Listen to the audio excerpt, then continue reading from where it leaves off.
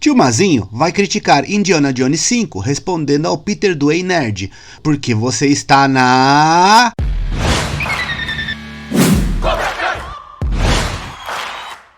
NANI?! É muita coisa! Oi, Tio Mazinho! Comenta!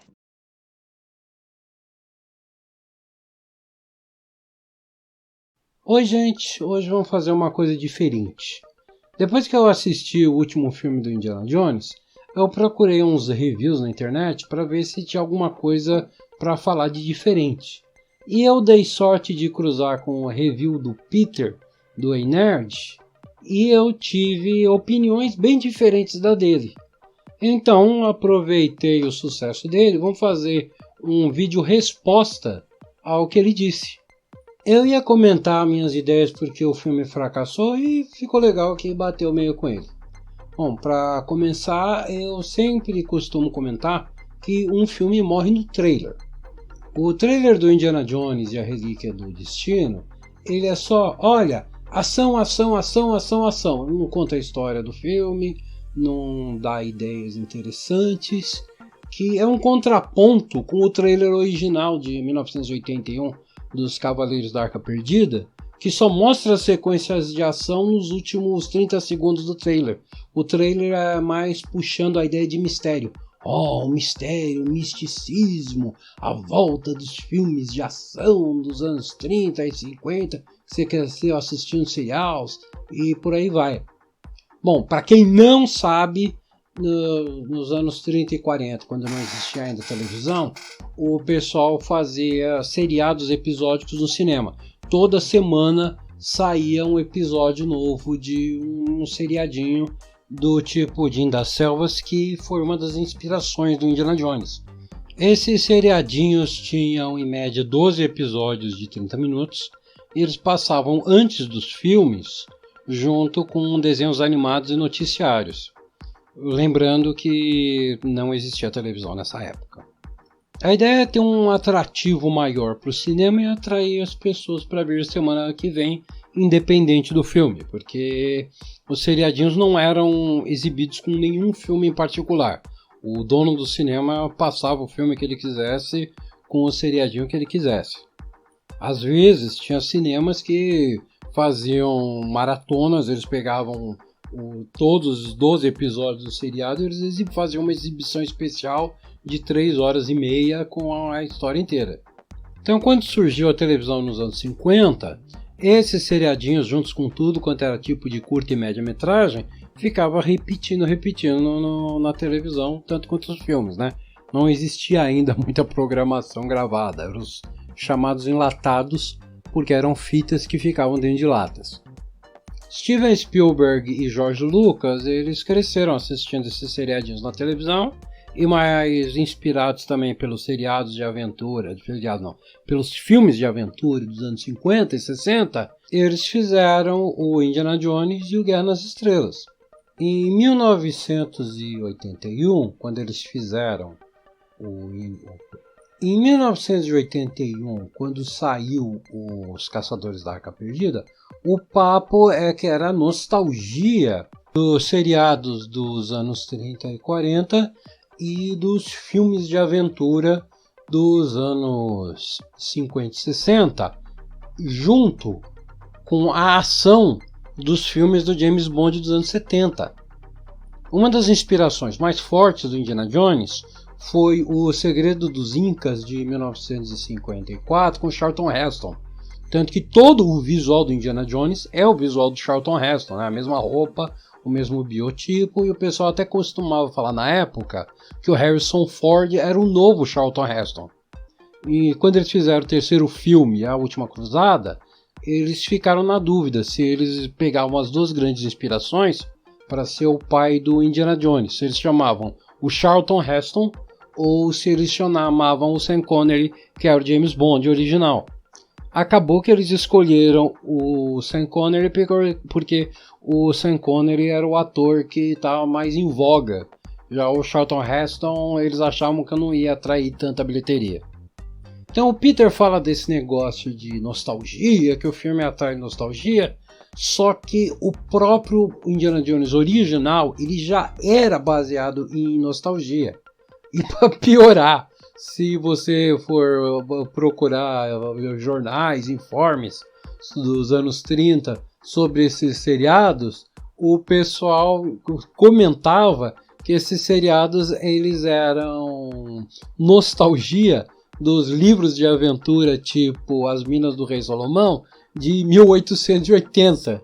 Então você pode falar que é um ciclo de 40 anos de nostalgia, né?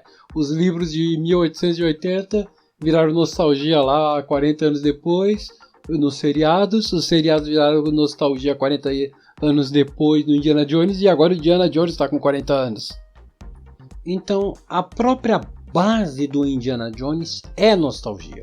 O Indiana Jones ele tem que ter nostalgia porque ele sempre teve nostalgia das gerações antigas e das novas. Então outra coisa que o Peter fala é que ele questiona se o Indiana Jones ele funciona para as novas gerações.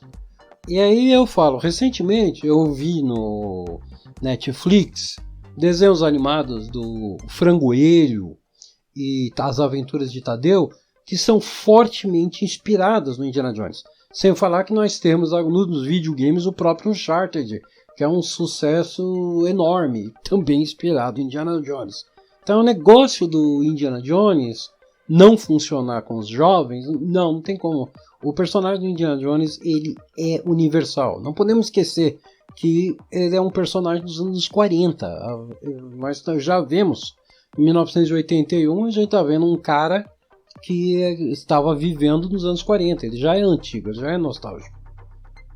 E as atualizações, né, com o Nathan Drake e a Lara Croft também inspirados. Eu tô tentando lembrar agora o nome do personagem do Brandon Fraser na Múmia. Bom, voltando ao negócio dos espectadores mais jovens, eu tenho uma ideia exatamente contrária. São esses que estão gostando do filme. Eu vi reviews de pessoas que não cresceram com Indiana Jones, foram só conhecer o Indiana Jones recentemente, e todos eles tiveram um bom tempo com o filme. Eu mesmo assisti esse filme com meu amigo Gael, que é total e completamente novo no negócio do Indiana Jones. Ele é vamos chamar de rato de praia, né? Ele cresceu perto da praia, todo dia ele saía de casa para brincar na praia, jogar bola, fazer as coisas com os amigos. E ele só ficava em casa assistindo sessão da tarde quando chovia. Então quando a gente foi assistir o filme, ele não tinha ideia de quem era o Indiana Jones, não tinha familiaridade com o personagem, coisa e tal, e ele gostou muito do filme. Infelizmente as críticas dele são que, apesar do filme ser divertido e legal, não é o tipo do filme que vale a pena pagar para ver no cinema, ver coisas semelhantes no streaming. Ele também concluiu que, apesar dele gostar do filme, podia muito bem ter esperado pro streaming. Ele não tem nada espetacular que você fala, cara, você tem que ver no cinema. Principalmente as sequências de ação que são completamente insossas, são muito compridas, algumas nem mesmo foram necessárias, o filme podia tirar elas, e duas perseguições são praticamente a mesma. O Peter do Ei Nerd, ele fala que não, tudo bem, porque o filme remete ao saudosismo dos filmes antigos e as sequências de ação eles estão no mesmo nível. E eu discordo completamente, porque aí eu dei uma olhada nos Caçadores da Arca Perdida ontem e bateu que não, as sequências de ação do Indiana Jones e a Relíquia do Destino não se comparam às sequências de ação do clássico. E mesmo que se comparassem, não, isso é inaceitável. O próprio Indiana Jones, como eu comentei antes, ele era a ideia, o espírito dos filmes antigos com sequências de ação modernas do James Bond. Então isso daqui precisava ser atualizado. O próprio Templo da Perdição, o segundo filme do Indiana Jones, a chamada dele era: se a aventura tem um nome, o nome é Indiana Jones. Sem falar que o próprio Spielberg já deu uma atualizadinha em ação no Reino da Caveira de Cristal, né, o último filme. E você não pode ter um negócio inferior àquele filme. E como eu comentei antes sobre o trailer só mostra ação, ação, ação. E ação genérica que a gente já viu 10 mil vezes, da ação genérica que a gente viu 200 mil vezes, e ação genérica que a gente viu 500 mil vezes. Eu tava vendo o filme Alerta Vermelho da Netflix com o Ryan Reynolds e o The Rock Johnson. The Rock Dwayne Johnson ou é Dwayne The Rock Johnson? Bom, e a Gal Gadot, aquele filme também é um filme inspirado em Indiana Jones, e ele foi mais divertido que o Indiana Jones. E para piorar, aquele filme parece que é mais caro que o Indiana Jones, que custou 300 milhões de dólares. Meu Deus do céu. E a gente não vê onde. A gente até fica pensando que é o caso lá dos produtores. Não, você pode ganhar mais dinheiro com um fracasso do que com sucesso. Vamos fazer um filme de 60 milhões de dólares, vamos colocar os outros 200 milhões de dólares no bolso e ninguém vai reclamar porque o filme é um fracasso. Aí, é claro, nós temos os maiores responsáveis pelo fracasso do filme, que são os antigos fãs do Indiana Jones, ou até mesmo fãs casuais. Quando os 3 filmes do Indiana Jones saíram, eles eram o top do top dos filmes de ação, e deixou o patamar lá em cima pro pessoal. E conforme foi passando os anos, toda vez que saía um filme, um seriado, um jogo de videogame inspirado no Indiana Jones, o patamar subia. Saiu lá a Múmia. A Múmia é o novo Indiana Jones. Aí o pessoal que cresceu com Indiana Jones, não, agora se sair um novo Indiana Jones, ele tem que ser melhor do que a Múmia. Aí saiu o jogo lá do Tomb Raider. Se sair um novo Indiana Jones, tem que ser melhor que a Múmia, tem que ser melhor que o Tomb Raider. Aí veio Uncharted, e aí aquele negócio. Eu não tô falando do filme do Uncharted, eu tô falando do jogo de videogame do Uncharted.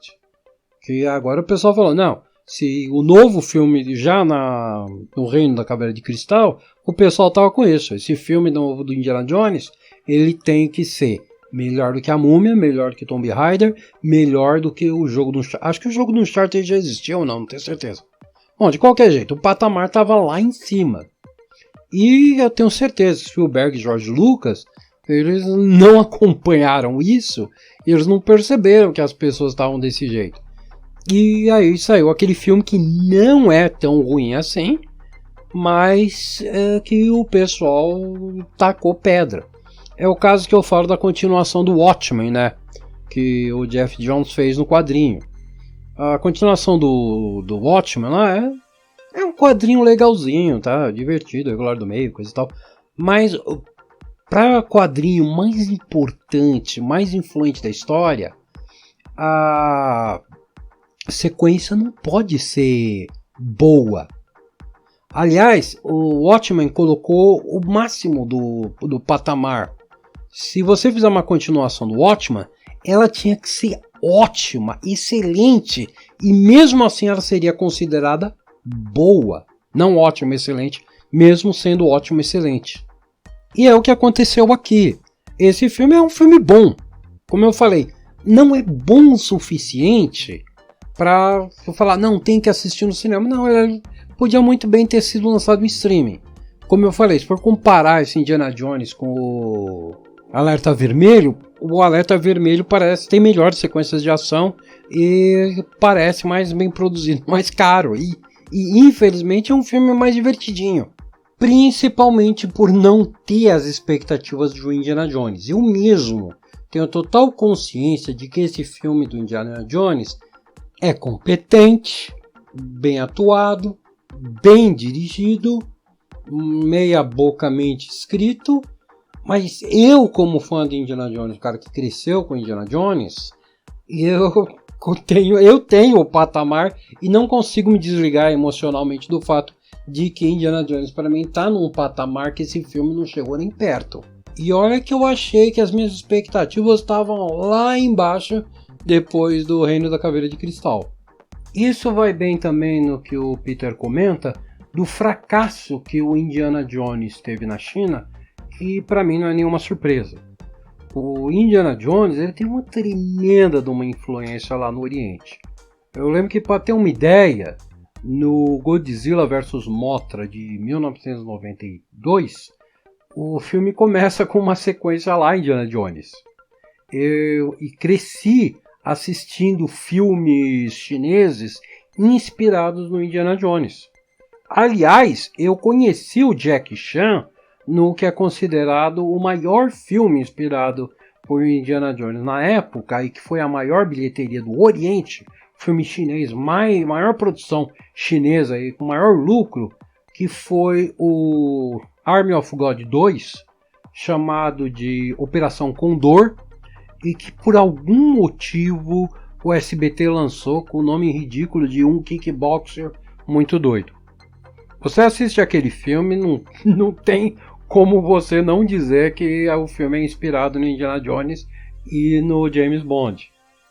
E o filme tem umas sequências de ação que superam os filmes do James Bond e não sei só se rivalizam, porque é por causa da minha memória afetiva com Indiana Jones, ou se eles superam os filmes do Indiana Jones, porque as sequências de ação daquele filme com o Jack Chan são fantásticas.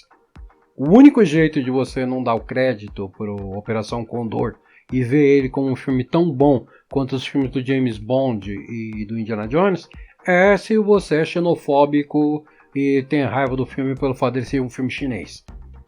Então voltamos com o negócio do trailer, que tem aquelas sequências de ação meia boca fuleira.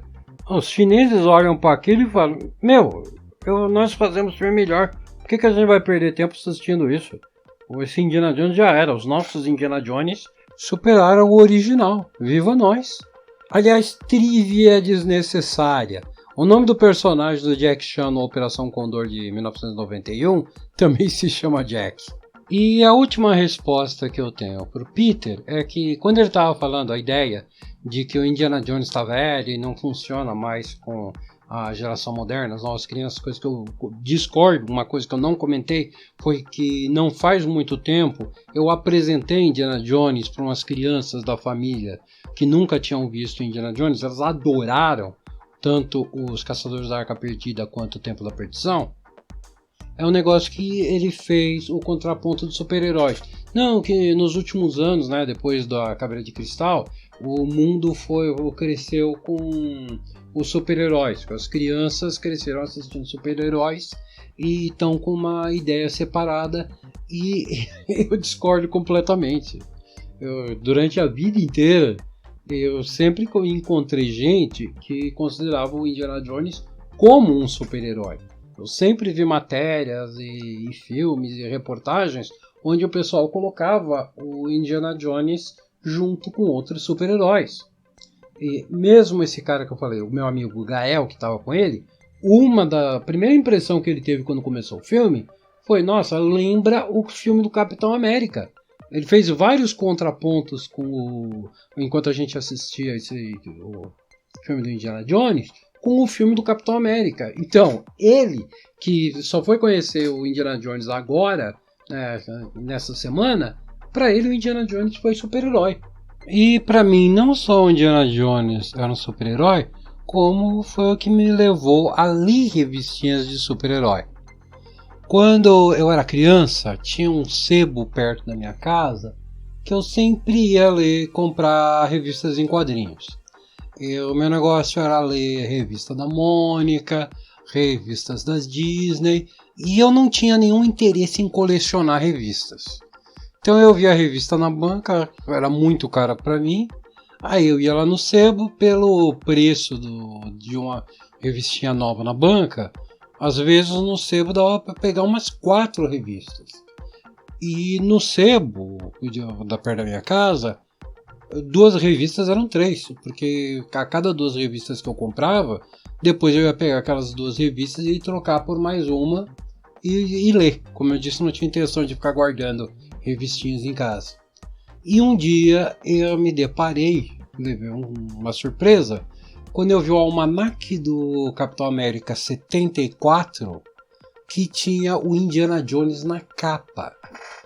Eu tinha uma bronca de revistinha de super-herói, porque eles tinham aquele negócio de serem continuadas. Mesmo as revistas Disney e do Maurício de Souza, quando eles faziam esse negócio de essa história continua na edição seguinte, eu odiava, porque eu tinha déficit de atenção, coisa e tal. E eu esquecia que tinha aquela revista. Aí passava 2, 3 meses, eu via a revistinha lá em casa e falava, putz, já saiu na banca a continuação, eu perdi a continuação, coisa e tal, eu tinha raiva. Muitas vezes aconteceu de eu pegar uma revistinha de história com continuação, eu só fui ver o final da história anos e anos depois, incluindo com essa história do Indiana Jones. Não sei se dizer se eu era um grande fã do Indiana Jones. Eu gostava dos filmes que passavam na sessão da tarde e todas as revistinhas que tinham Indiana Jones na capa eu comprava. A Turma da Mônica que tinha algum Indiana Jones eu comprava. Revistas Disney, geralmente era o Pato Donald, que se transvestia de Indiana Jones, e tinha o primo do Pateta, o Indiana Pateta, e principalmente nas Aventuras dos Trapalhões, o de Indiana Jones. Aí quando eu vi um quadrinho do Indiana Jones, eu falei, vou comprar mesmo assim, né? Comprei, levei para casa e sinceramente eu adorei. A história era feita pelo John Barney, um dos maiores criadores de quadrinhos que ainda estão vivos, né? Muitos dos filmes da Marvel foram inspirados em histórias dele, principalmente filmes dos X-Men. Ele é o cara responsável pela reformulação do Super-Homem nos anos 80. Ele foi o cara que fez o Wolverine, apesar de não criar o Wolverine. Ele falou, eu sou canadense, quero pegar um super-herói canadense e transformar ele nos grandes bambambãs da Marvel. Aí o único herói canadense que tinha na época era o Wolverine, que era basicamente uma folha em branco, né? O Wolverine tinha tido, acho que uma aparição. Ele tinha sido inventado como um personagem coadjuvante numa historinha do Hulk e esquecido. Eu gostei tanto que eu decorei o nome do John Barney e peguei outras historinhas dele. Infelizmente, aconteceu que no sebo não tinha toda a sequência das histórias do Indiana Jones e eu acabei com uma pela metade e levei uns 20 anos para finalmente ler o final da história em inglês. Mas aí aconteceu que eu vi 3 histórias. Uma foi uma coletânea de histórias do Super-Homem que estava lá, John Barney. Outra foi também um grandinho do Quarteto Fantástico, John Barney. E principalmente a Saga da Fênix, 2 edições de 134 páginas, 130 alguma coisa páginas, que tinha começo e meio e fim. Era Marvel Especial 6 e 7, se eu não me engano. Então, Indiana Jones me introduziu ao John Barney, que eu fui atrás e me introduziu as revistas em quadrinhos. Aí eu conversei com o pessoal na escola sobre revistas em quadrinhos e eles foram me emprestando e me recomendando outras séries. E eu acabei virando um comiqueiro. E como a revista do Indiana Jones foi licenciada pela Marvel, e a Marvel tinha esse negócio de os quadrinhos que eles licenciavam, eles colocavam dentro do universo Marvel, eles colocavam relação com outros personagens, às vezes faziam um crossover. O Indiana Jones, para mim, na época, não só é um super-herói, mas era um super-herói da Marvel. Curioso que ele acabou sendo comprado pela Disney, a Disney comprou a Marvel, e hoje em dia transformar o Indiana Jones oficialmente em um herói da Marvel é um estalar de dedos.